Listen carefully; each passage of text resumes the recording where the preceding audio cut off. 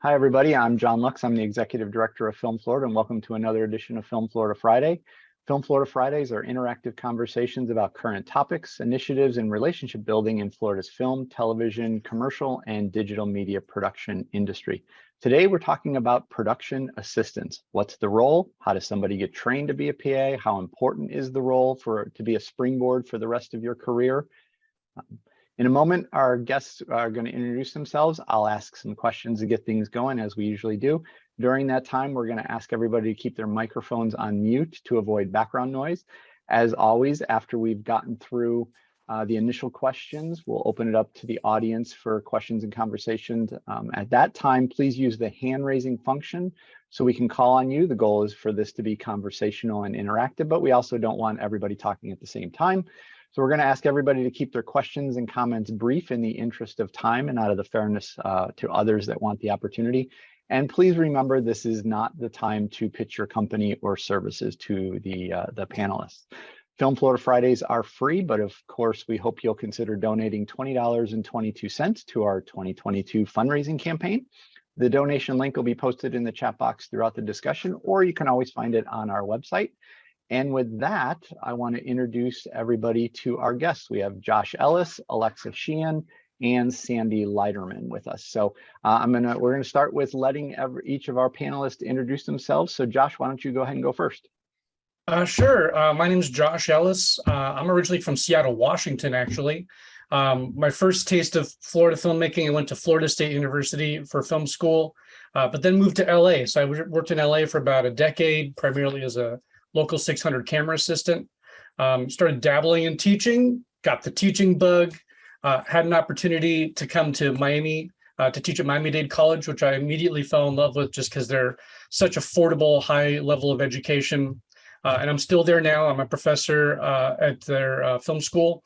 We have a 2-year and a 4-year degree, and it's really just, I'm in a magical place. I get to teach and make movies all day long. And obviously a new part of that is starting the PA training camp, and we'll be talking about that more today. Excellent. Alexa? I'm going to preface everything I say with, I gave myself bullet point notes because I'm known to be very tangential. I'll remind myself of something else, and it's like a squirrel. I wonder where that nickname came from in LA. So hi, I'm Alexa Sheehan. I lived in LA for 20 years. I'm a member of the Directors Guild of America. I've worked on feature films, commercials, television. I'm a gun for hire as an assistant director, stage manager, director, producer. I do it all.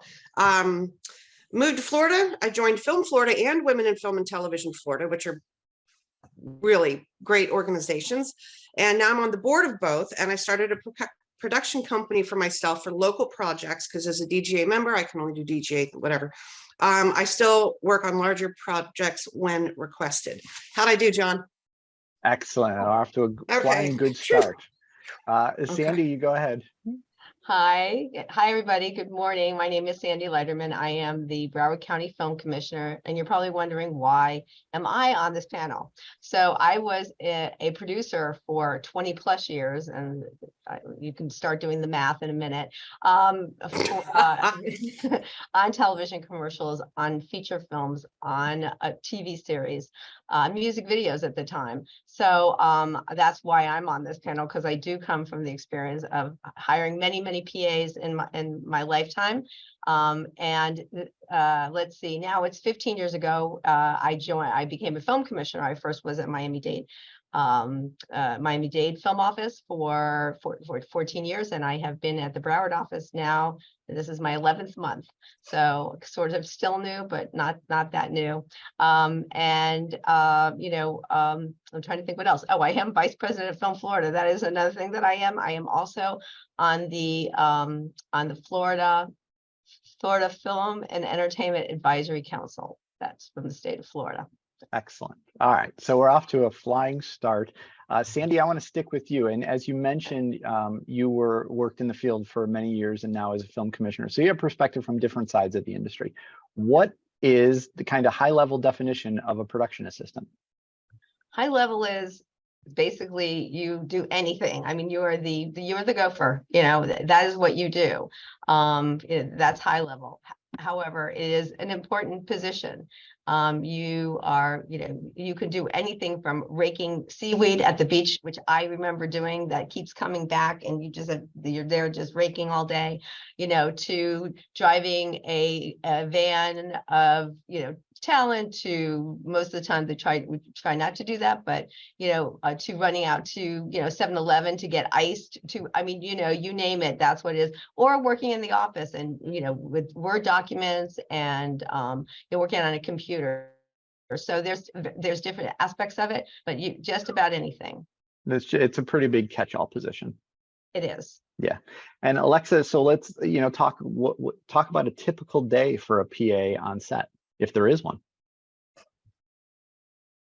Alexa, you're muted. It's okay. It's okay. You're following directions to stay muted. I know, but I'm laughing out loud, and I know I have a cackle, and I don't want to disrupt everything. Whenever I have a new person, like usually it's a political hire or somebody that I just needed to fill, I always start my day reminding them that, yes, you are a lowly PA, but you're the backbone of production. The big things can't happen unless the little things are there. And I say, everybody's important on this, and so are you. I would say, you can be asked to do anything for breakfast runs for cast. Like if cast shows up, they have to go straight in hair and makeup. You write down every order. I prefer paper, but a lot of kids do their notes or whatever. Parking lot watch. We may have, a bunch of cars parking in the wrong spot. Nope, you got to tell them where to park. It's the simplest of things. Lockups, keeping people from walking into shots. That also helps keep the production safe. Resets, like if it's a big, like a food fight scene, props can't handle all that. So we may call in or seaweed raking was a great example. You never know. You could be pulling gum off an actor's shoe. Could be anything. Also runs for production. Oh my gosh, we need 5 pairs of Spanx. I need someone to run to Glendale right away. That's you. You're a runner. You do it all. You do it all. And without those little things, the big product can't happen. And I really try to impress that on people. Just be reliable and dependable, and you'll work. Exactly. I actually want to jump in there for a second, and I so agree with you, Alexa. A lot of people say, oh, I'm just a PA, but no, you're not just a PA. You're actually, it's so important that there's a big wheel turning, and you are part of that big wheel of those spokes in production. And if we don't have production assistants, we can't, nothing else will work. It is really an important position. And Josh, we've talked about some of the kind of normal things, but atypical jobs as well. Like, have you ever had a student come back to you and say, I had no idea I was going to be doing this as a PA? Oh, yeah. Constantly.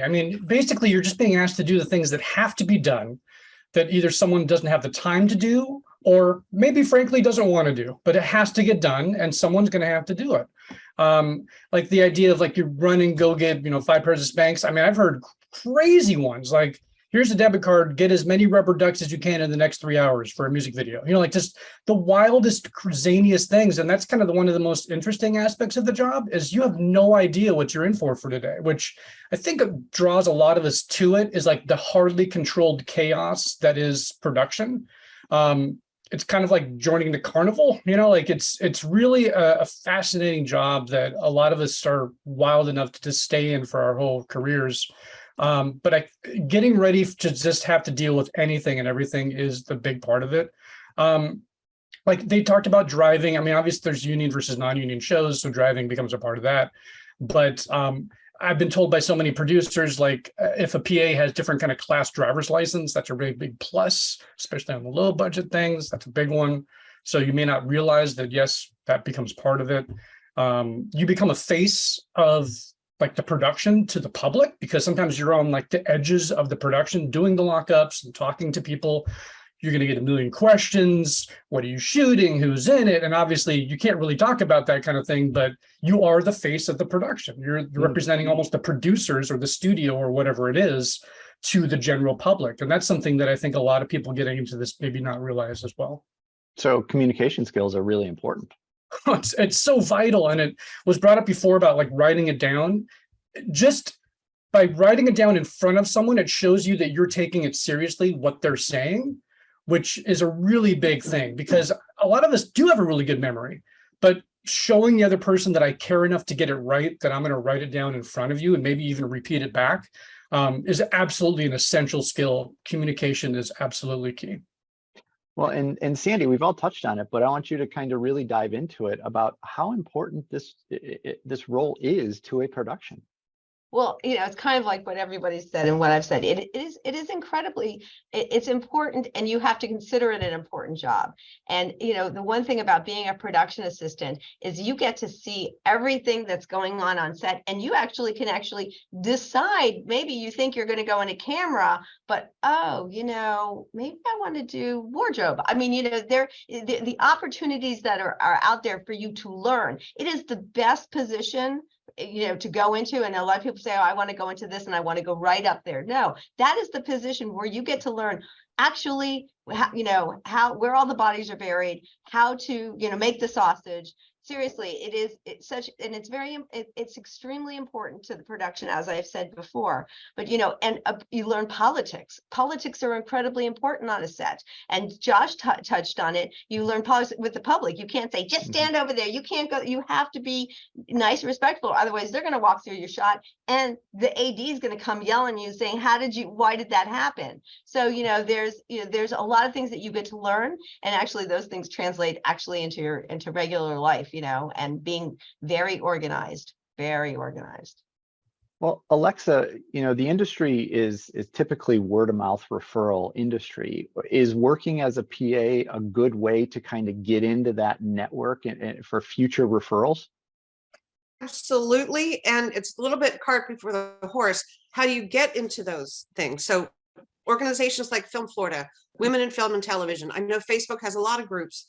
Networking, and you could meet someone that says, hey, you know what? I'm shooting a music video next week. You want to come on board? Absolutely, 100%. And when you show up and you're early, you're dependable, you do what you're asked. But also, I wanted to jump in when Josh was talking. If you at all ever feel uncomfortable with something you're being asked, like you're being asked to cover up something or, whatever, big red flag, get out of there. But the more sets you're on, it's through osmosis, you guys. Like she said, you watch and you learn, and you can learn from other people's mistakes before you're in a department and say, I will never do that when I have that position, but every time you step foot on a set, you're going to make a connection. And even the smallest student films or whatever, their uncle may be a famous cinematographer who's helping them out. And what do you know? You were on set that day and you did not hesitate when they needed that, a gum crusted off the shoe, and you did it with a smile and you did it quick and you followed through and you're out. We remember that. The people that hire remember that, because if you make your boss look good, you do a good job, you're going to work forever. Did I answer that? Yes. All yes. right. Well, I'm always going to question myself. I have something I might want to add to that too, because I completely agree with all of that. Exactly. But also it's kind of a way for you to observe and audition, maybe you going into other roles eventually on set. Like I've heard people, they wanted to get into art department, so they became a PA and then saw what they were doing going, wait a minute, I think I want to be a grip. Like I thought it was art, but it's grip that I want to do. They're building stuff, they're dealing with the camera more. And so you wouldn't know that unless you're on the set, especially the bigger professional productions. And so that's a great way to observe people working. And Sandy, there's always a double-edged sword with our industry where, one of the biggest complaints I get is that people are trying to break in the industry and they need PA gigs, but they don't get hired as a PA because they don't have experience being a PA. So how do you, where is that? How do you break that cycle? Well, I'm going to throw this to Josh. A lot, green people, walking into this industry and wanting to get experience can contact the colleges and actually PA for the student sets, and then all of a sudden you have experience. You have it on your resume that you PA'd. Even if it's on a student film, that's still important. And then you get a couple of those down. You're helping at the same time you're helping students get their projects off the ground, and then you're learning as well. So that's a really good entrance in. Obviously, when you get, something one or two under your belt, we have a directory, but you need to have some kind of experience, even one 1 credit to be able to sign up into our directory. But there's also, we, in Broward, as well as Miami-Dade, in regards to our incentive programs, we require that a student is hired. So that's another thing. But it's also what Alexa was talking about when it comes to networking. I mean, go to events. Anything that you can do. The Fort Lauderdale Film Festival starts tonight. There's films there. After the films, there are, usually there's like a cocktail hour, even if you don't drink or can't drink. If you go there and just say, hi, Mike, you have to not be shy. You need to literally go up to people and not care if they say, reject you. You need to go up and to say, you literally have to shake hands and kiss babies, honestly, and be outgoing and be able to, say, hi, my name is, I'm trying to get into the business. And, the more that you do that and the more names and information you get, you can then follow up with those people and start following up, and gathering it together. So after you get a few gigs under, your belt, and that also, if, that could be that someone's shooting something in the next, week or something, and someone dropped out and they're willing to give you a chance. Well, So. timing absolutely is everything. I mean, when people ask me for my advice, just in general, I always tell them the best advice I give is be at the right place at the right time, and then don't screw it up. Sure. Yeah. Well, basically, networking is marketing yourself. So you have to figure out your product as well. You need to have that confidence. You need to show, nobody wants to get in an elevator and get pitched. That's not what we're talking about here. This is introducing yourself. Maybe it's the one of the writers of the film. I love that film. I loved your writing. I'm looking to break in as a PA. I'm a hard worker. Here's my card, and leave it at that. Don't press. Have a card. Don't follow them around. Yeah, you have to have the card. Yeah. Have a card. Yeah. Professional, not too much, just enough, like a production specialist or something. But don't. I always told my guys not to put PA on their card, because I'm like, now you're pigeonholed. Just say production person or whatever. I just say production. Actually, I just gave that advice. That's to somebody that was trying to break in, and she took my advice and she sent me a thank you, and she sent me her card. And a lot of people say, yeah, this is Alexa and Josh, you know this. So they say, well, I don't carry cards. I literally lecture, even people that are, higher up. I say, so if you want to get a job, right? How do they know how to get in touch with you? Right. If you don't give them the card. So I agree. Right. Business cards, and put production next to it. And then that kind of covers it all. Yeah. And you're marketing yourself, and they have it in their back pocket. They may forget about it. And then when they clean out their purse or the, jacket, they're like, oh yeah, wait a second. My friend's shooting right now. Let me see if he needs anybody. Truly, that's how it happens. And that first step on a bigger thing is what opens doors. If you show up and you don't mess it up. Just because we're talking about cards, my advice has been, especially for people starting out and they're not quite maybe even sure what they want to do yet, is to have multiple cards. And so when that conversation comes up and they're like, we're really looking for an art PA, and you're like, oh, really? And you're like, okay, that's the back of that pocket. Art PA, here we go. That's my card. And so then it gets you into set, and then now you can make the best of that. You became the person they needed on that exact moment. And then when you get to set, we can see what happens. But I'd recommend having maybe multiple cards for different situations. If I may jump in real quickly, this is Barry. I'm the director of the film program here at Miami-Dade, and I work with Josh and wonderful students. I put in the chat, work begets work. I started in Hollywood, started on the show going way back. I'm dating myself, to Lou Grant. From that, move to Days of Our Lives. From that, move, et cetera, et cetera, et cetera. So the work is very important. Here at the college, we concentrate so much on film skills and perfecting their craft. But what you guys are all talking about, and it's very true, are the soft skills that our students need. Students, you stick out your hand to shake hands with them, and they look down and count your fingers. They need to know how to schmooze. Hollywood is very much a social type of business, and you need to network. You need to attend events, like all of you were saying, and we do emphasize that in our classes to get them into the point. Also, the cards that you're talking about, of course, you need to leave something with somebody, regardless of what it is, and scribbling on a piece of paper just sometimes doesn't cut it. So I endorse everything that you say, and we're going to continue to teach teach them how to make films, how to work with lenses and cameras and everything, but also how to say hello, how to have a conversation with someone, how to kibitz. And that's a skill that our students, or this, I don't want to say generation, but a lot of our students are not refined in. Right. Those are really good points. Thanks for jumping in, Barry. And Josh, actually, that's a little bit of a segue to where I wanted to go next. I mean, in a former life, I used to interview interns all the time from a post-production standpoint. And the interns are a little bit like the PAs, you know, they're kind of the lower rung. And I used to tell people, we can teach you the skills. I'm not worried about necessarily whether you know the skills, but I can't teach you to put two sentences together coherently. And I can't teach somebody professionalism if they don't have any interest in learning it. So those are the type of soft skills. Now, I know you do a PA primer or PA training camp at Miami-Dade College. What is it and why do you do it? And tell us a little bit about it. Sure. Yeah, great. Thanks for letting me talk about this. So a few years ago, I can't take the credit for this. I was in an advisory board meeting. I teach at the School of Entertainment Design Technology at Miami-Dade College, and we have an advisory board of local producers and other professionals. And Sandy was part of that board at the time. And they all kind of at the same time were saying, you know what?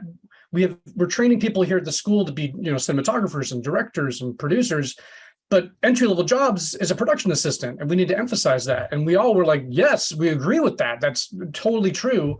How can we do that? And so we kind of just spitballed the idea of maybe having this PA training camp for like a 1 or 2 day training that can get people ready to be successful immediately on day one on set. And so we came up with, it's a 2-day, 8-hour training for 2 days. And we try to synthesize the environment of what it's like to work on a set.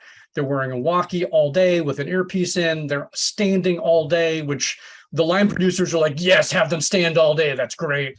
And so we have them do that. They build their own, you know, place for lunch with the tents and the tables and everything. Like, they have to put on basically the class almost themselves because they're the production assistants. And so we also, you know, go into the paperwork and things like that, and how to get a job and how to have a card and a resume and those things too. But a lot of it is more of the hands-on part of it. We try to really emphasize that because it's going to be so hands-on in the field. And then at the end of it, the graduates of that 2-day training camp go on to a special list of people that have finished that and completed that. And then that's given over to the local film commission offices, which do have, as part of their incentives, they have to hire a recent graduate or a current student on projects that are using these incentives. And they do get calls from that. And then obviously that snowballs into more and more opportunities. And so it's really been successful from day one. And this is our 3rd year of doing it. And it's really, there's no reason to do anything more than even offer it more. So right now we do it twice a year. And now, Sandy, I want to jump over to you because at the time you were heavily involved with that in Miami-Dade County. Talk about that from the Film Commission standpoint, how that has helped in that role. In regards to, you're talking about PAs and Josh's course, yeah. Yeah, I mean, well, I'll go back to Miami-Dade. I've developed both of the incentive programs, and a very important part of that for me was to make sure that, you know, that we had a requirement, and the one I have in Broward and the one in my past in Miami-Dade, that you do hire a production assistant, because that is the entry, and it has to be from a local college or university. That's a little bit of the I want to say the twist there. But that said, you know, but if you take Josh's, you know, or Alexa's classes, you get a certificate, and that will help you get on those lists. And those lists, so, you know, I have, you know, we're on our 7th project here since June, and we send those lists out, and those people get called, and, you know, and they get on set, and they're learning, you know, and that's you know, it's to for myself, I think it's very important, because, you know, the education part of this and going up through the production assistant way that's the proper way to go. So now, Alexa, you also do a PA primer class. Tell us what that is and why you started it. Okay, well, we were kidding about it before, making reference. Mine is the infant of learning how to PA. It's the basic stuff. Getting familiar with the equipment. If you hire someone to fix your car, you want to know that they know what the carburetor is, and like just even knowing the little things, they're going to learn a lot faster when they actually get into mechanic school, because they'll know what the things are. They're not starting fresh. So mine's the infancy in the diapers. This is the paperwork you're going to see. These are the do's and don'ts, the simplest of stuff. What else? Getting started. Oh, it's also mine's for getting started in any department, which any PA project should be. I'm going through all the slides in my head. There's certain things that are overwhelming, and walking onto a set for the first time, big or small, is overwhelming, because there's equipment you've never seen before, or you've watched them behind the scenes and always thought, I wonder what that does, or what is a best boy? I don't understand. All that sort of stuff we cover. It's a 3-hour thing. I created it actually for women in film and television, and I've actually been hired to take it around the state with film commissions, because it's just a really good first bite of the apple. And then you can graduate to the not boot camp, what are we calling it? A training camp. Training camp. Thank you. But it is a learning process, and the more research you can do, the more you prepare yourself, the better you're going to be, and the less overwhelming it's going to be, because there's a lot of silly words that we use. And if someone says, yeah, I need the ETA on the DP for the MOS shot, does anyone have any idea what I just said? Take my course and you will. Anyway, it's the basic stuff. It's the get you on the set with the little bit of knowledge that you need to take the bigger steps and really shine, hopefully. And if people want, I know you don't really have a formal schedule on that, but if people want to know like when you're going to do another one or upcoming or whatever, how do they find that information when you decide? Thank you, John, because I've offered it. Women in Film has branches all over the state. So my goal is to do one at each of those branches all the way around. And then, like, if a film commissioner wants me to come in, if the school wants me to come in, I'm fine with it. It's a passion for me.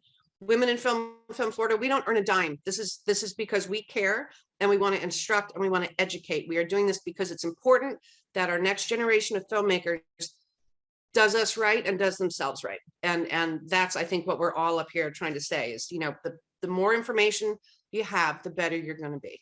Did I answer that? So yeah, Women in Film, I guess, would be the best.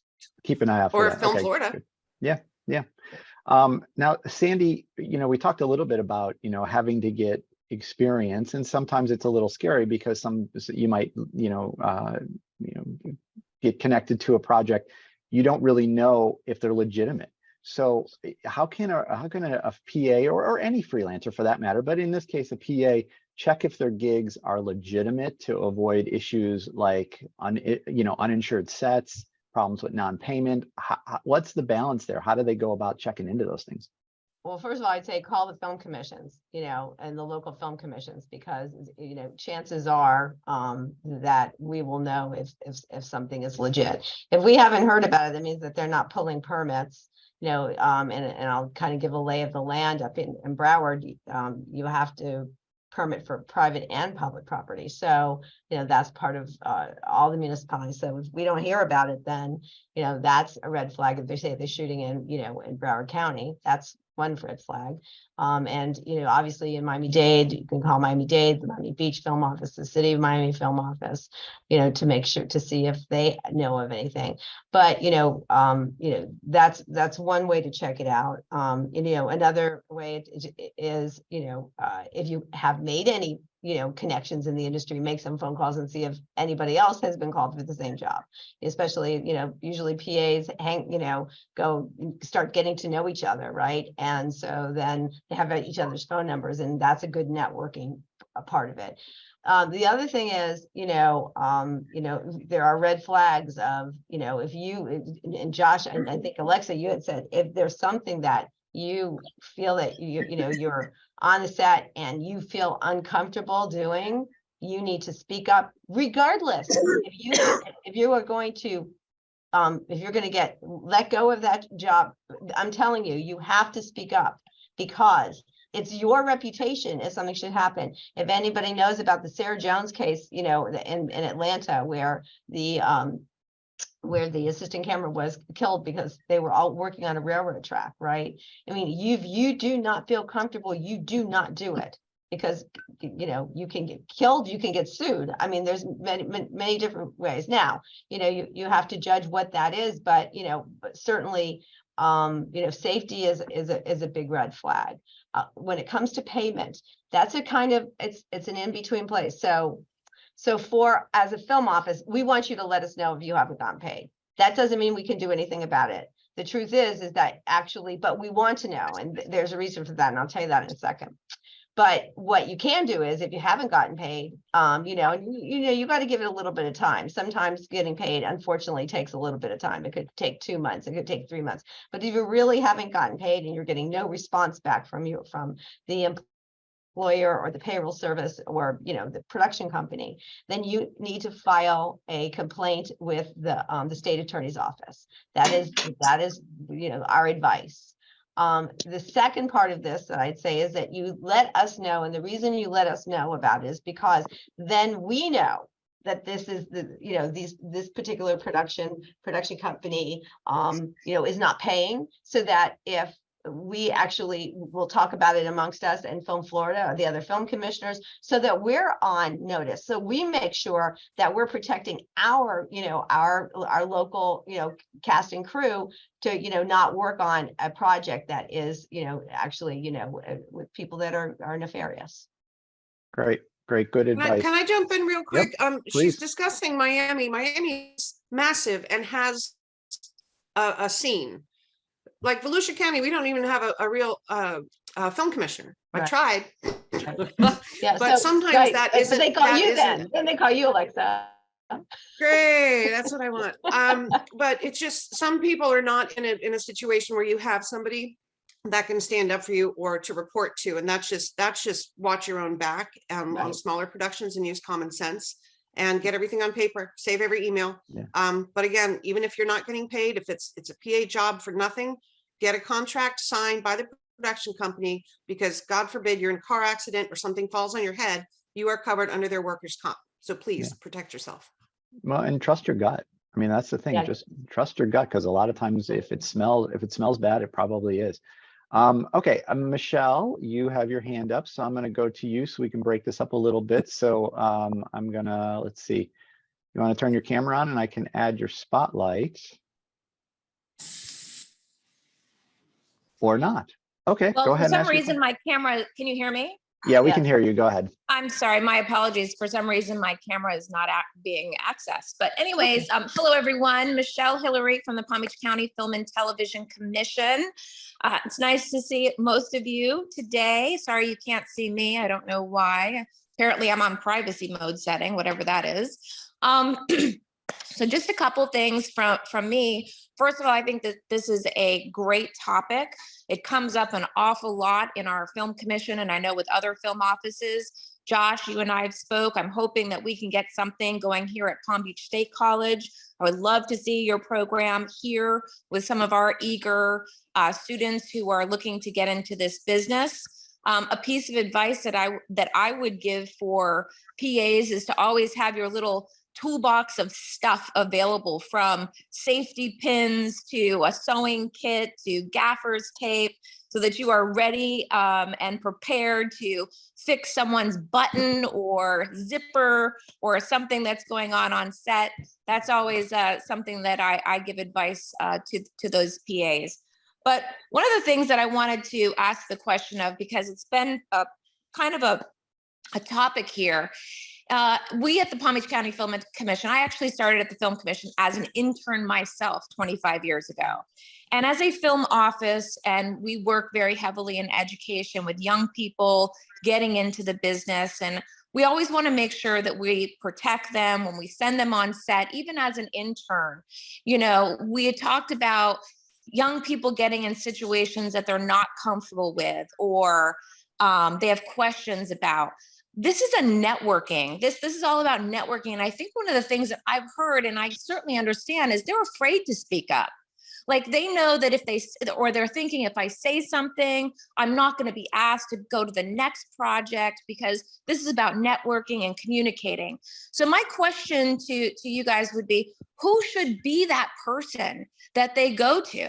You know, we talked about a film commissioner, but really when you've got someone who's young and inexperienced and they feel like something's just not right, who's the person that they should talk to? Go, Alexa. Yeah. Okay, just on larger sets, I worked on everything from 50 million down to $50. The first assistant director, which was my job for many, many, many, many years, I am the safety officer on set. When COVID hit, then you have your COVID safety officer. But as far as every single department, whether it's on set, base camp, whatever, if it's a safety issue, I need to know about it. If I'm unavailable, like on a driving shot or something, you go one step ahead of me, which is the unit production manager. What's the non-union version? UPM, Line producer. Because it is paramount. And whether you're a PA or the director, if there's a safety issue, your voice is just as loud. So definitely go to your first AD first. If you're in a different department, if you're in camera and something's wacky with the camera, go to one of your assistant cameras and let them know. Just go one step up the ranks, because if it's a bigger problem than it seems that it should be, they can take it to the first AD. But definitely raise. And I understand what Michelle's saying too. You don't want to rock the boat. You don't want to be that person, but that person could save someone's life. And what's really stinky about that is if you did the right thing and you spoke up and they didn't throw someone off of the top of a bus, you won't ever know if you saved that life. But there wasn't the accident that could have happened. And that's that. I want that boat rocked. I can't have my eyes everywhere all the time. I count on my PAs and the people behind me to let me know when there's something going on that's out of my, I've got a lot going on. So one link up or first AD. That's a great question, Michelle. Josh, you had something to add? Go ahead. Yeah, just real quick to piggyback on that. Our industry is made up of mentors and mentees as well. And I think it's really common if you're on a set and you know nobody and you're terrified and everyone's new and maybe they're very experienced and you're very inexperienced and it's scary to go talk to someone like the first AD, even though you should. Call up somebody you know that you value their opinion, maybe brought you into this industry in some way, and ask them for I have those conversations all the time. And like, Josh, this just happened. I'm a PA. What do you think? And I can give advice. And so lean on those people that you believe and trust, because at the beginning, it's probably going to be a small group, and then that will grow over the years of working. Yeah, great point. Sandy? I just wanted to throw something in, Alexa mentioned this, and I know it's not really teachable, but it's sort of teachable. Common sense is a huge part of being a really good PA. So, I say part of the skills that you need to hone in on is the common sense skills for sure. Great. Okay. Trish, I'm going to bring you down to spotlight. Go ahead and take your self off of mute and go ahead and ask your question. Hi, thank you, John. Thank you, everyone. It's not necessarily a question, but it really is a huge thank you to everyone, especially for the training classes. I am in a training class at UCLA for learning how to be an independent producer. I may be an oldie, but I'm a newbie, so I'm learning. And there is everything you've said I have done. One perfect example of and this, Barry, you'll get a kick out of this. I was asked to, for a very low budget movie, I was asked to book Ed Asner's flights. So I did that because I am a travel agent as well. And me thinking is like, how is Ed going to get around? So I raised my hand and said, does Ed need a driver? I'll be his driver. And it was one of the best 2 days I ever had driving Ed Asner around. So thank you, everyone. And I'm going to look into all of your links and trainings. And I'm just happy that I'm in this industry. Even though I started late, I started. Thank you again. Thanks, Trish. All right, Elena, we're going to come to you in just 1 second. Let me just ask 1 or 2 more questions so we can keep going. Josh, how do you recommend negotiating pay? Because again, we're talking about low end on the totem pole, right. And fair is fair. And so how does a PA kind of negotiate and stand up for themselves? Sure. So, I mean, first things is make sure you're getting at least minimum wage. I think that's a big part of it. So know what minimum wage is in your region, in your state, in your county, whatever it is, and do the math, because sometimes people will get offered, $75 a day to be a PA. And it's like, do you know how much that is an hour? Like, that's very low amount of money. And so I think doing that basic math is a good place to start. So usually, I mean, that's going to mean minimum 150 a day. And when we say day, we're typically talking a 12-hour day for most things. Some content will be 10 hours, but I still think 150 is the bare minimum. So usually it's 200, 250. Those are what kind of PAs typically will make. So if, let's say, they ask you for your rate first, right? That's already like a yellow flag to me, because they should know what the rate is, and they should just say, we're hiring a PA and this is the rate. So if they're saying, hi, we need a PA, what's your rate? Ask them, like, well, what are you paying PAs? Like, what's like, you can kind of throw it back to them, like in a really kind of nonchalant way. Again, learning how to navigate this when you're at the beginning is tricky, because you feel like you're kind of being taken advantage to some degree. Ask around, ask other people that are doing what you do, what they make. Have they worked with this employee before? What do they pay them? It's a lot of things to kind of start to try to figure out when you're learning, which is why, again, ask a lot of questions. But I'd say at the minimum, know kind of what your floor is, what you're comfortable taking. And I wouldn't work for any less than that, would be the main thing. Good. Okay, Elena, I'm going to spotlight you. Come on down and go ahead and ask your question. Hi, good morning. I'm just a little student at FIU trying to figure it out. So I just have a couple questions related to the PA training camps for Alexa and Josh, because I want to know more, like just the name of Alexa's, and then I have a couple questions for Josh as well. So I just call it my PA primer, and whoever wants me to do it, I come and do it. Okay, Again, so do we, if we just like look up your name and then PA primer, that should come up? Or your contact Film Florida, they have my contact information and can hook us up, and then we can figure out how to make it happen for you. Cool. Okay. Thank you. I appreciate it. Thank you. So Josh, I've definitely heard about your PA training down at Miami-Dade College. First question. So in order to like gain work, do we have to have that certification? No. I mean, again, it's a very referral-based business. And so a lot of times a buddy will say, hey, what are you doing this weekend? We need an extra pair of hands. You're on set the next day. You do a really great job. They ask you back for 3 weeks. So like, not necessarily, but you will be trial by fire if you've never seen or heard or done any of this before. And you have a bigger chance of doing something that's going to not get you invited back. So I'm not saying that every single person has to go through this training, but it does give people that sense of they feel safer when they walk on their first day, because they know a little bit more of the language, they know how to carry themselves, they know some of the basic skills that they have to have. So I feel that safety net makes people feel more like they feel like they can accomplish what they need to on day one. Okay. Yeah, go ahead. And then I'll ask my Sandy, go ahead. question. Oh, I was going to say that, if you take either one of these, I'm going to call it boot camp because that's what I know Sure. it as, right? That both of the instructors, if you do a great job in there, they actually get calls for people needing PAs. So if you do a great job in there, Yes. they get calls all the time. Am I right? That was Well- going to be my next question. Yeah. What's the Well- probability of getting a job from one of those calls? So I'll answer that, but just to piggyback off of what Sandy just said, I have producers come to the camp and will like watch from the sidelines as if it's like literally like a training combine and be like, oh yeah, that person. I mean, honestly, like, because the word is starting to get out. And I've had some local production managers and producers be like, hey, can I swing by for an hour? I'm like, sure. I have no problem with that. I want you to see what we're doing. And so that has led to jobs. And like we said before, the lists that we provide to the local film commission offices absolutely lead to jobs. Again, just the fact that you leave the class knowing that like where to even look for these things, look for these jobs in reputable places, how to promote yourself, does absolutely lead to things. And to be quite honest, some people do take the training camp and go, This is way more intense than I thought it was going to be. I had no idea.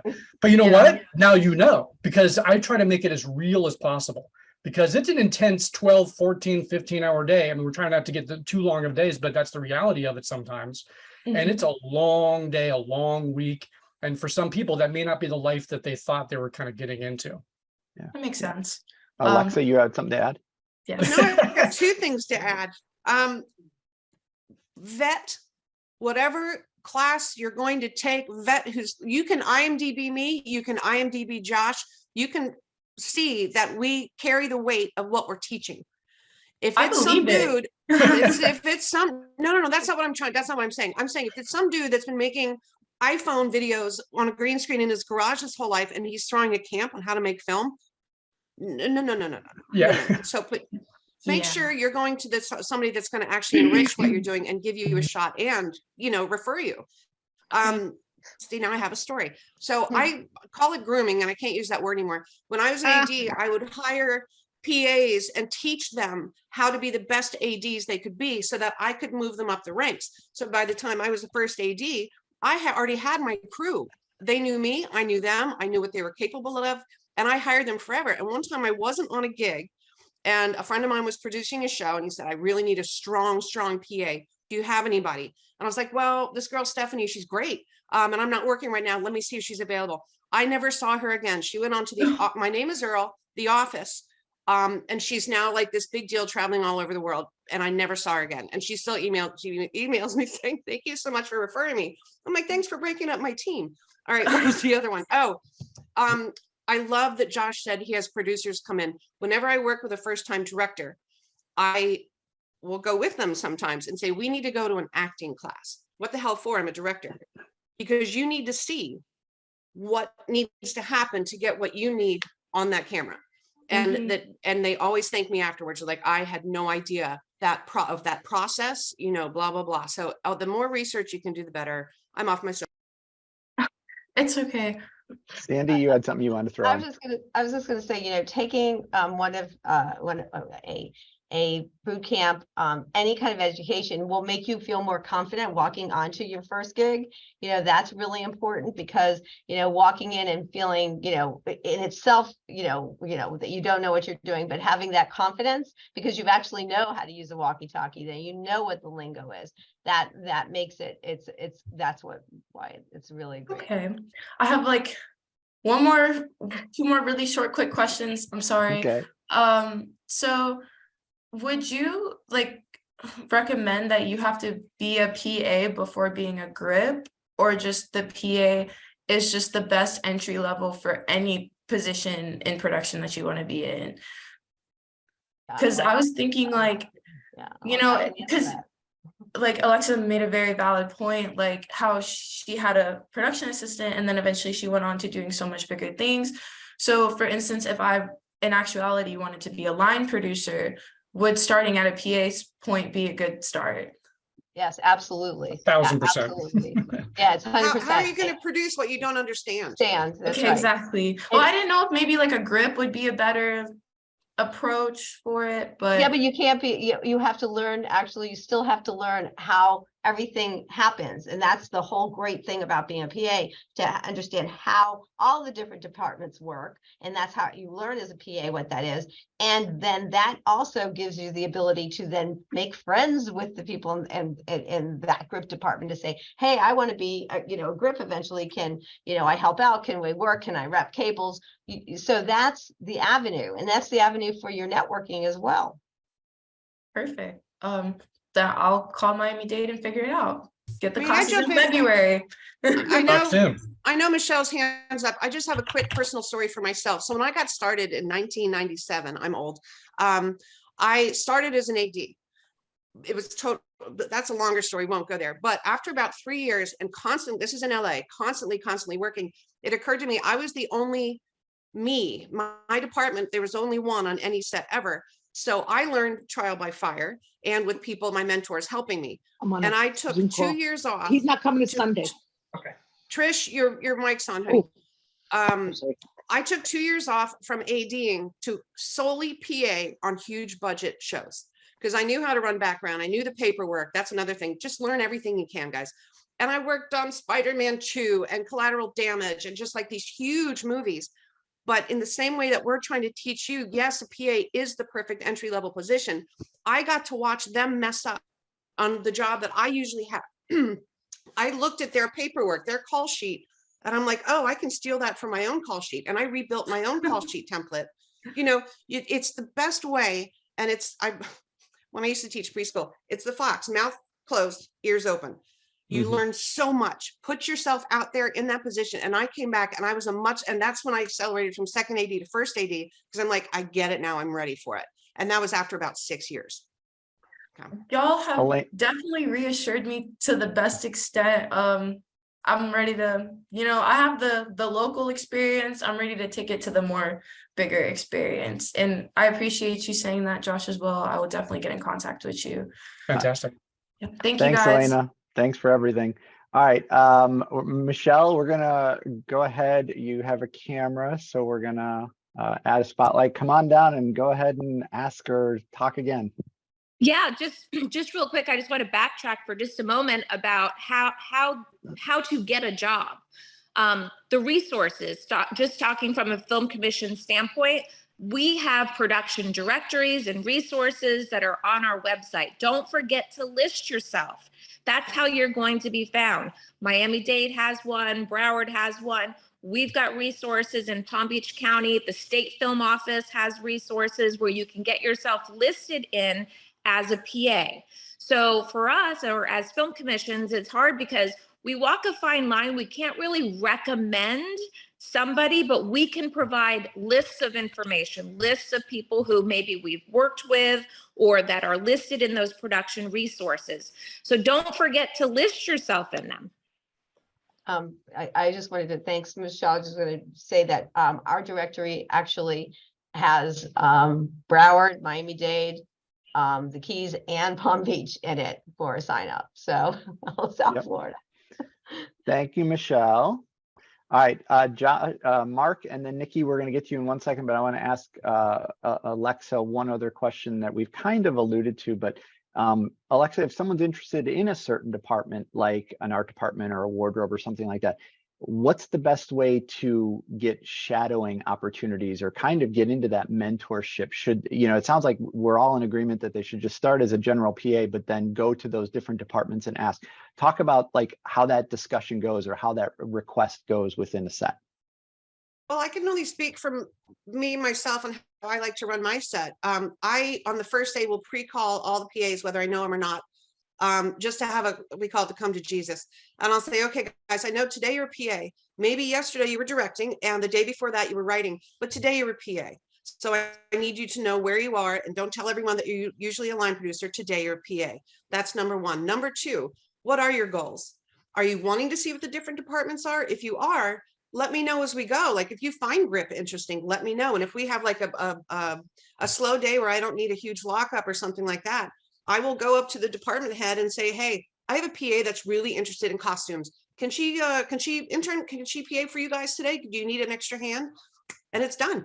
And then you make those connections, but it also depends on your AD. I am about teaching and enriching. And even in the worst days, I still want to make sure everybody's taken care of and learning what they're supposed to be doing. So I'm always approachable. Your heads of state may not always be approachable, but I would ask and say, hey, if there's ever a day where you don't need me making runs or whatever, because that's always my first priority, say that, it helps. But I really would like to shadow camera today. I'm very interested in camera. And that's kind of how that's how I do it. Makes sense, Josh. Yeah, to add to that too, a lot of times when people are interviewing or they're being brought on as their first day as a PA or trying to get into a PA, the question will come up in talking with a UPM or whoever's hiring you. Is there a specific department you're interested in? Don't hold back. Be very clear about that. And so if you say, yeah, I'm actually interested in lighting, so electric department, and they go, you know what, the gaffer just asked for a PA specifically, so I'm going to put you with them. And if you hadn't opened your mouth, you wouldn't get that. So make sure you're very clear about what is your aim, like why are you here? I wouldn't keep that secret. I would be very clear about that.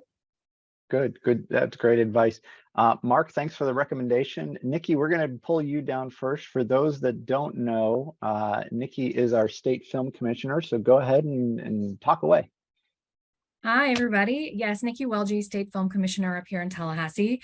Shout out to my staff, Blair, our Marketing and Outreach Coordinator, and our brand new addition to our office, Helena Sadberry, our new Production Coordinator, who just started last Monday.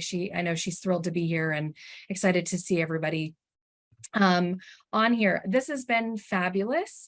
I've been working with the State Film Office for more than 19 years, and the questions that have been discussed today, this information, this is a question we get all the time. And from our perspective, hearing this all in a condensed version has been really useful. And I'm glad there's so many folks on here to hear it said today.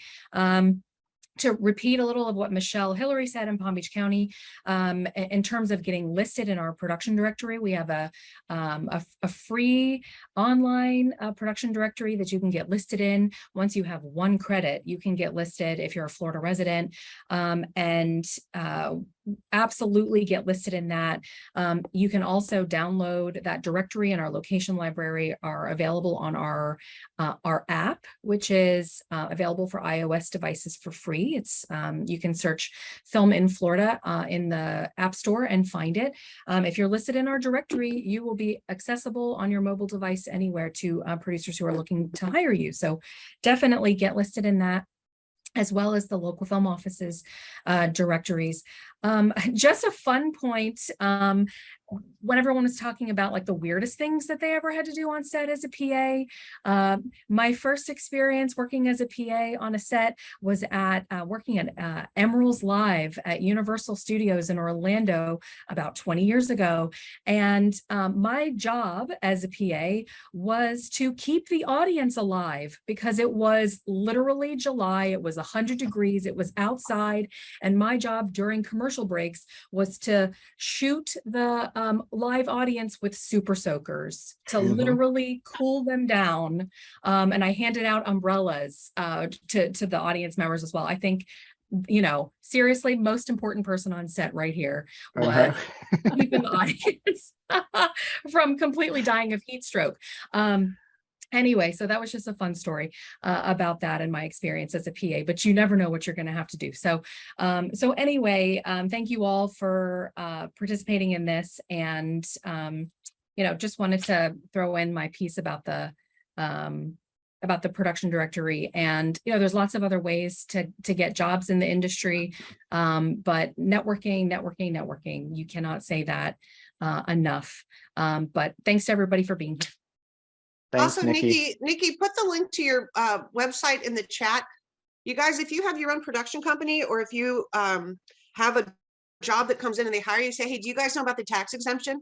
It takes 5 minutes and blah, blah, blah, blah, blah, blah, blah. But thank you, Alexa. Thank you, Alexa. I just put the website in the chat. filminflorida.com is our website. We have so many resources on there for content producers in the state, including our sales tax exemption. If you have a production company and you're registered with the state of Florida as a business and producing content here in the state, you are eligible for that tax exemption. And the beautiful Helena, who just started with us, administers that program. So you can reach out to me, reach out to her with any questions about that. But yeah, tons of resources on there. And we work with Film Florida regularly and encourage those of you who are not members of Film Florida to join. If you're a student, they've got a great student membership rate, $25 to become a member. It is a networking bonanza.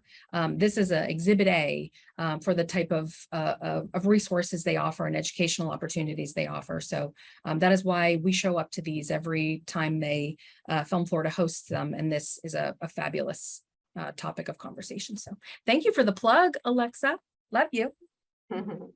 And thank you for the plug, Nikki. Always appreciate that. Okay, let's go on to our next one. We have 2 more that have their hand raised. Mark, go ahead and unmute yourself and come on down and ask your question.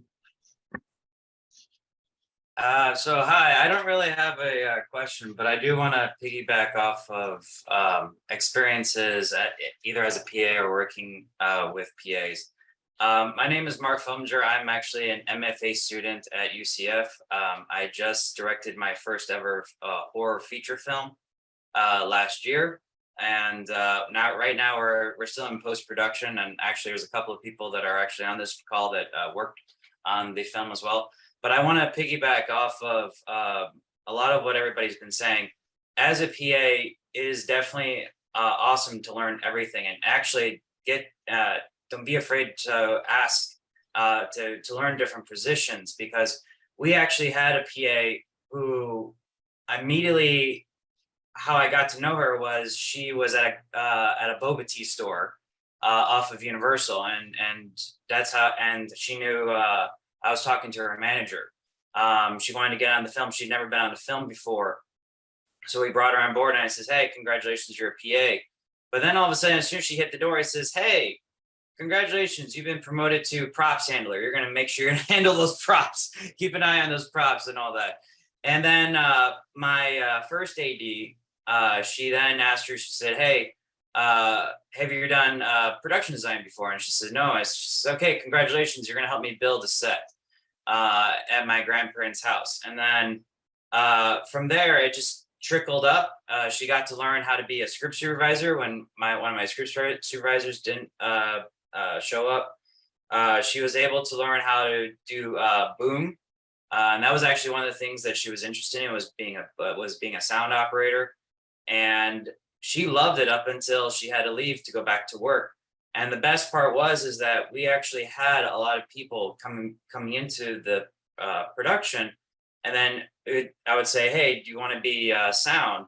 So then we'd have to call her back just so that she can actually teach them how to do sound. So we actually kept teaching people different positions.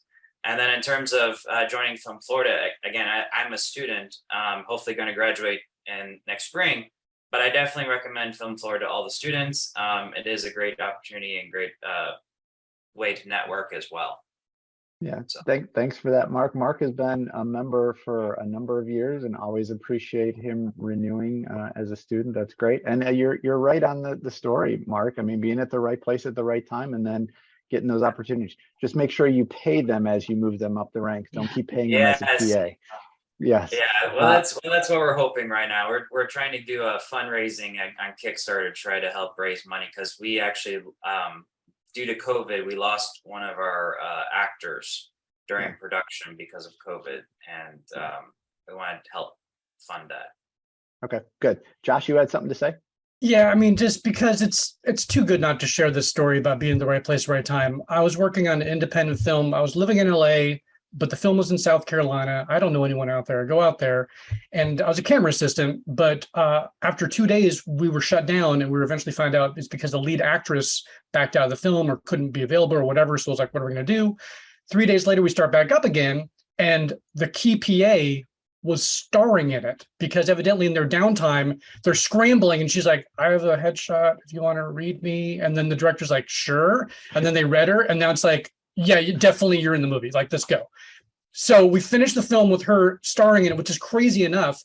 A year later, I run into her, and she's walking next to the star of the movie. The two, they're walking together. I'm like, hey, you two, what's going on? They got married.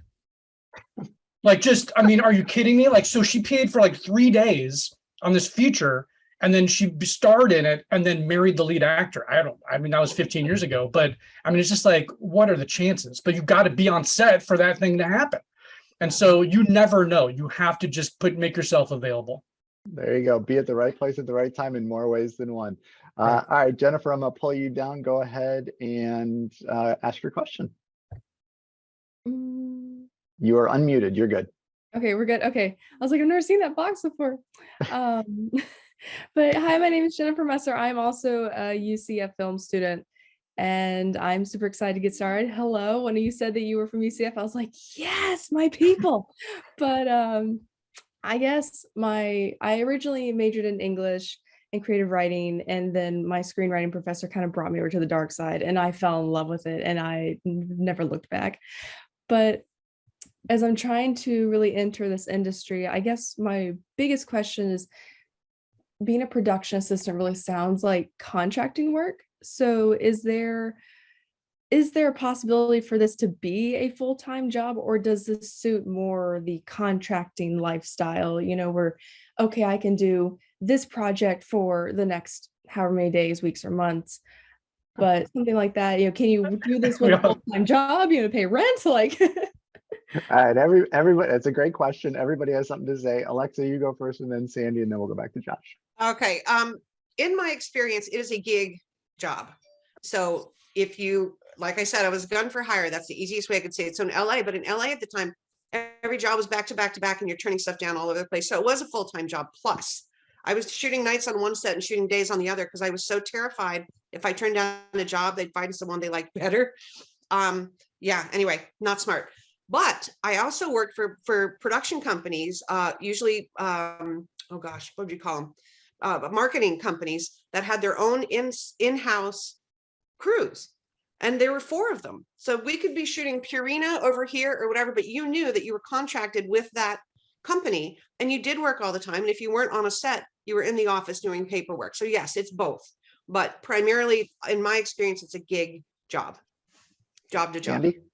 So yeah, it can be extremely consistent, job to job, especially when you get to know people and they're busy and then they refer you. And that happens all the time because the minute you start working, you keep working. It's pretty much the name of the game. And I'll just say something about gig work is that you could be making a ton of money. Do not spend it, put it away, because there will be a period of time that you will not be working and that you will need that money to survive. So that's my advice on gig. But there are steady jobs. I mean, even here in Broward, like Brandstar has, PAs on staff. There are jobs that you can get that are steady as a PA, and Alexa said that too. Ad agencies have them. A lot of marketing companies, social media now. Companies. So there definitely are opportunities both ways. You just make more money. You make more money on the gig side. You just don't have the steady paycheck. Yeah, Josh. Yeah. So the main thing is you have to also kind of keep saying yes to things. Like you have to keep saying that you're available, because if you say no too many times in a row, they're not going to call you again, because now they just know that you're not someone that can work anymore. And so you have to kind of keep that ball rolling if you start it. So that's why it can be kind of hard for students, because you like take a few PA gigs in the summer and then you go back to class and then you said no 3 times and then they don't call you anymore. So you have to kind of figure out and navigate how you're going to deal with that. But also, if you stick with PAing, if you did it for, let's say, years, that becomes the road to being eventually a second AD or in the AD department. That's kind of what people stick around to eventually do, or they find another department and that kind of thing. But the people that really stick it out for hundreds of days as a PA are trying to climb that AD ladder in production. So. Great feedback. This is Barry. I had somewhat of a unique experience. I worked for the studios. I worked for Sunset Gower Studios, and whatever productions were done in the studios, that's what I would work on. A friend of mine worked at, I think it was called Radcliffe Studios out in Burbank area, and just worked on whatever shows were booked to film in those studios. And eventually you get to be known. And I agree with Josh, you got to say yes to things because you don't want to be forgotten. And I like the other comment, you don't want them to find someone who's better than you. So if you're on top, stay on top. And it's a yes thing. You run all over. Days of Our Lives, I remember there was one actor, he was never on set when he was supposed to, and my job was to knock at his door and say, Mr. Rediker, you wanted on set, you're wanted on set. Funny story and an aside, he was busy in his dressing room typing. And I said, Mr. Rediker, what are you working on? He says, oh, I'm writing a screenplay. He was writing The Deer Hunter while he was an actor on Days of Our Lives. So just a little aside story that I tell at cocktail parties. Fun story. Thanks, wait, Barry. no. Hey, Barry, I just want to see if there's a 6 degrees of separation. When you were at Sunset Gower, did you work on American Dreams? No. I'm talking back in the 80s. I worked, Golden Girls. Before I was born. I was very young. Newhart. What else? Newhart, Rhoda. What happened was from Days, I became friends with Robert. On Ed Asner. What is it? what was his show? Not Lou Mary Tyler Grant. Moore. On Lou Grant, he had Robert Walden, the actor. Robert Walden was the boyfriend of not Marlene Dietrich, Deidre Hall. Deidre Hall worked on Days of Our Lives, so I went to Days of Our Lives. Then Shaughnessy went over to The Nanny because he was on Days. So, and you just, like I put in the chat, work begets work, and you have to have a good reputation, and you just moved on. I worked on the last episode of The Jeffersons, which was an honor for me to work on, with Wheezy and all of them. So it just grows. It just grows. It's a very small, I tell my students, Hollywood is small. Everybody knows everybody else. And your reputation is as good as the last good job that you did. And it just grows from there. So. Thanks for chiming in, Barry. We are going to, Jennifer, thanks for your question as well. And all right, we have one last question. We're going to bring down and go ahead and unmute yourself and go ahead. Hi, everybody. My name is Langdon, and I'm an actor, and I'm also a host on Jewelry Television as an expert guest host. My dilemma is a little bit more confined. We have a lot of streaming now since we've gone into pandemic. We streamed a lot from home, and our home studios were where we were streaming through Skype on TV, and it's still going on. They're just opening up the studios where we can go live. In fact, I went 2 weeks ago for the first time in like close to 3 years. So that being said, I always need someone here in my own place to help me. And I have a hard time finding a PA, and I'm wondering if, because sometimes, you lose contact with your control tower, wherever the production studio is. Mine's in Tennessee. And then something happens and you need someone quickly to help you. You need items to be brought to you, things that PAs do in studio. Is there a reason, because it's like a 3-4 hour gig. So is there a reason, or should I be looking for someone else besides a PA? Am I looking for the wrong person? Because I can never hold someone steady. And now I'm going to go to all the resources that you all told me. In fact, Michelle Hillary gave me a really good resource. I live in Palm Beach County. So am I looking for the wrong person? Should I not be looking for a PA? If you're willing to train, it's hard to tell exactly what you need. Do you need an IT person? Do you need a prop person? Do you need a makeup person? I think you would be looking for more of a personal assistant in this particular way if they're not going to be hands-on with filming. Right. So the PA, maybe that's what it is. I do need IT help too. So you don't train anything like that, right, Josh? Or that's not a part of it? No, but it is common to have PAs that have a subset of skills that then make themselves very valuable once people find that out on set, where it's like, wait a minute, you can change a tire and you're a mechanic? Wow, that's really helpful right now. But you can't really bank on that. And we certainly can't demand that they're an internet master or a web master and that kind of stuff. Mm-hmm. So it's just a lot of interviewing, I guess. All right. Thank you. Yeah, for special skills. It's like, what is it? I have a special set of skills. Yeah, right. But John, I know I just want to, my little story, and I have 8,000, we all do. I was day playing on Desperate Housewives, which was the #1 show for years. Because I knew the key PA, he brought me on just a PA. So I was basically locking up outside of a sound stage. And all that means is that when the red light's on, no one's allowed in. When the light goes off, I allow people in. But it was on the Universal backlot in LA. So badges and the whole thing. But craft services was out there. So my job was twofold. Keep an eye on people that step out that aren't supposed to. So if the director wanted out, I'd say, hey, to the first AD, go for me. So-and-so is out here at Crafty. Okay, thank you. Give them a 2-minute warning. That's how the communication works. Got it? Okay, so the red light's on. I'm sitting on the gate of a truck, and this strange man pulls up in a golf cart, and has a dirty shirt on with little stains and cut off sweatpants and like weird old Birkenstocks. Like he was not a production-y looking person. And he starts walking for the door. I said, I'm sorry, sir, you can't go in there. He said, who are you? I don't recognize you. And I said, well, today I'm making sure no one goes in this door while the red light's on. We're rolling. I'm so sorry, if you wouldn't mind waiting. And he started laughing hysterically, sat down in his golf cart and got on the phone. Turns out it was Mark Cherry, the executive producer of the show. I kicked him off his own set. But he requested that I stayed on because I did my job and I did it professionally. I did it with a smile, you know, and I was like, I'm sorry. I think it was a Mickey Mouse shirt, actually, now that I think about it, with holes in it. He didn't care about anything, but you never know who you're talking to. Always be professional, do your job, and you will get on. And then I became a regular on the show after my one day of day playing because he wanted me on the crew.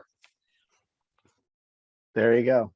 I think that's a great story to finish on. So we've gone a little bit long, but I think it's all worth it. That wraps up another edition of Film Florida Friday. Thanks to Josh, Alexa, and Sandy for being with us. And thanks to all of you for joining us as well. We'll be back next month with another edition of Film Florida Friday. Be on the lookout for the registration link on social media and through email. I want to thank all of our Film Florida members for their continued support. A number of them spoke up today, which was great. If you're not a member of Film Florida, we hope you'll consider joining at filmflorida.org.